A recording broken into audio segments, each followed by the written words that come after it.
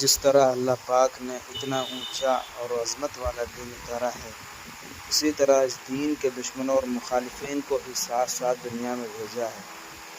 جنہوں نے شروع دن سے ہی اس دین کی دشمنی اور مخالفت کو اپنی زندگی کا مقصد بنایا ہوا ہے۔ یہ دین کے دشمن کبھی تو مشرکین کی شکل میں آئے، کبھی یہودیوں کی شکل میں آئے،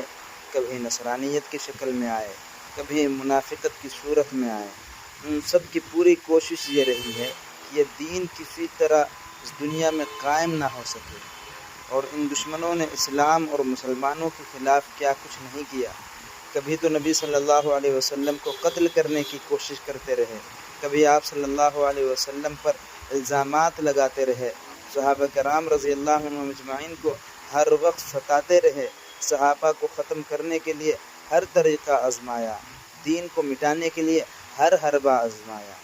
سوال پیدا ہوتا ہے کہ اللہ پاک نے اس دین کو اتار دیا، اس کی حفاظت، اس کے ماننے والوں کی حفاظت کا کوئی انتظام نہیں کیا؟